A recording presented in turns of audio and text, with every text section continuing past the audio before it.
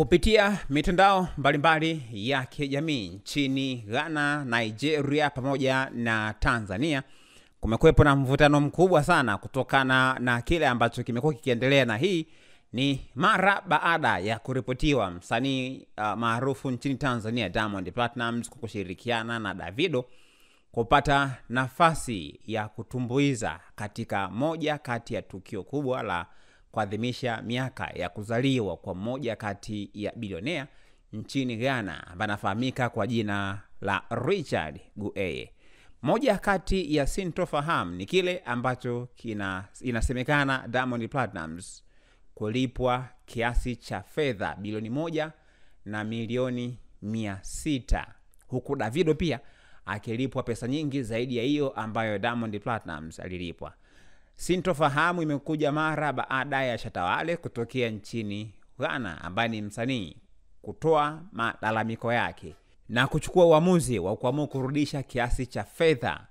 milioni 600 kwa kile ambacho alidai kwamba kutokuwepo kwa usawa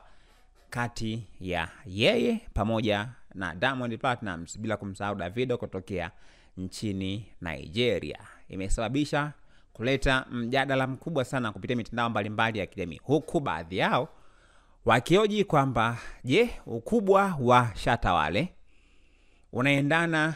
na namna ambavyo Diamond Platnumz na Davido wameweza kujitengeneza katika muziki. Inawezekana kutokana na namna ambavyo wamejitengeneza kati ya Diamond pamoja na Davido ndio sababu haswa ambayo imepelekea mpaka wasanii hao kuweza kulipwa kiasi kikubwa cha fedha, tofauti na vile ambavyo ipo kwa upande wa Shatta Wale. Huku Shatta Wale akiona kwamba kutokana na vile ambavyo amejitengeneza kwenye muziki hadi hivi sasa, ni kwamba alikuwa anastahili kupewa zaidi ya kiasi hicho cha pesa ambacho alikuwa amepatiwa. Hivyo ndio maana aliamua kuchukua jukumu na kufanya maamuzi ya kurudisha kiasi cha fedha ambacho ni takriban milioni 600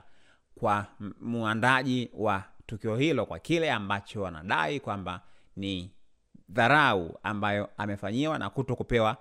heshima yake pia ambayo anadhani anastahili kupewa katika muziki kutokana na mchango wake na vile ambavyo msanii huyo pia ameweza kujitengeneza mpaka sehemu ambayo amefika hivi sasa. Naam, so mara ya kwanza kuweza kujitokeza tukio kama hili. Mara kadhaa matukio kama haya yamekuwa yakijitokeza kwa wasanii tofauti, huku akidai kwamba malipo baina ya msanii mmoja na msanii mwingine yanatakiwa kuwa tofauti kutokana na umaarufu wa msanii, ukubwa wa msanii na namna ambavyo amekuwa na ushawishi mkubwa katika jamii. Hivyo hata malipo pia yanatakiwa yawe tofauti.